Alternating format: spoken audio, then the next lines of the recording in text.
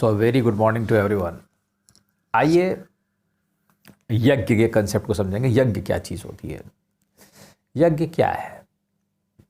अक्सर हम देखते हैं एक वेदी बना के पुराने ज़माने में यज्ञ किया जाता था। वो द्रव डालते रहते थे, ओम स्वाहा आहुतियाँ डालते रहते हैं और वो यज्ञ होता रहता है। ठीक है, पर क्या वही यज्ञ है? यज्ञ तुम्हारे भीतर हर समय चलता रहता है। तुम्हारे इस बॉडी में तुम चाहो चाहे ना चाहो तुम एक यज्ञ कर रहे हो। ठीक है। सबसे पहले हमें यज्ञ के कंसेप्ट को समझना होगा। यज्ञ दो प्रकार से हो सकता है। एक ज्ञान यज्ञ हो सकता है, एक द्रव्य। वैसे तो कई प्रकार का हो सकता है, मुख्यतः ज्ञान और द्रव्य यज्ञ। द्रव्य यज्ञ मतलब आप कुछ द्रव डाल लें, कुछ चीज़ें डालें, आहुतियाँ करें। और ज्ञान यज्ञ मतलब आप विचार करें और विचार से आहुति दें। ठीक है, तो दोनों तरीके से हो सकता है। कर्म यज्ञ हो सकता है। ठीक है, कर्मों का यज्ञ जो कॉन्स्टेंटली बॉडी में चलता है। इसलिए सबसे पहले हमें समझना होगा कि यज्ञ क्या है। देखो, इसको समझने के लिए हमें महाभारत में जाना पड़ेगा।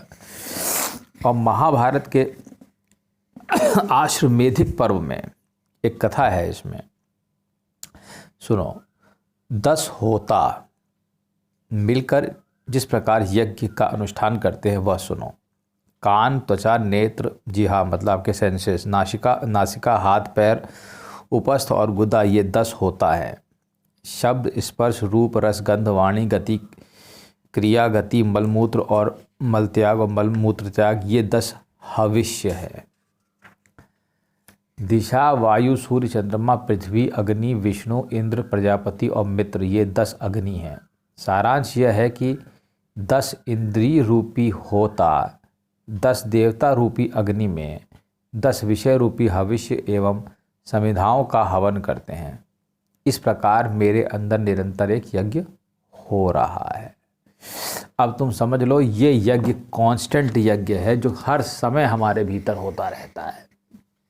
अब तुम इस यज्ञ में कैसी आहुति डाल रहे हो, ठीक है, तुम कैसे अपने विचार रख रहे हो।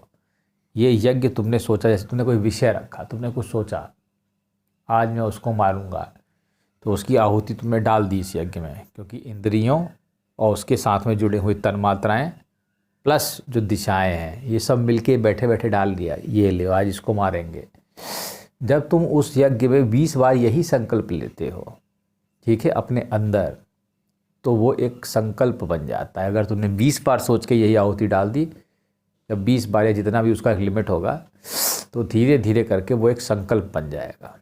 फिर वो सिद्ध होके रहेगा, फिर तुम्हें वो करना ही पड़ेगा। यही कर्म का बंधन है। इसलिए सोचते वक्त बहुत सावधानी बरतो, क्योंकि ये यज्ञ की वजह से तुम फंस जाओगे। क्योंकि ये यज्ञ को कोई रोक नहीं सकता, तुम्हारे बस में नहीं है इस यज्ञ को रोक देना, इसमें आहुति डालना। ये जो कर्म का अनंत यज्ञ तुम्हारे अंदर चल रहा है, ठीक है।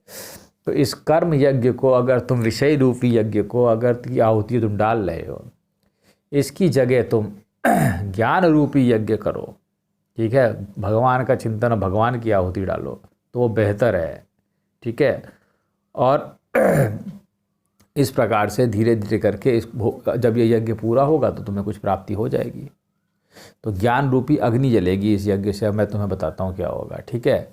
और उस अग्नि से सारे कर्म फल जितने भी आज तक पैदा हुए हैं वो भस्मसात हो जाएंगे, और उनके भस्मसात होने से तुम मुक्त हो जाओगे इस लाइफ और बर्थ की साइकिल से। ठीक है। तो यज्ञ के कंसेप्ट को अच्छी तरह समझ लेना, ठीक है। चलो, थैंक यू।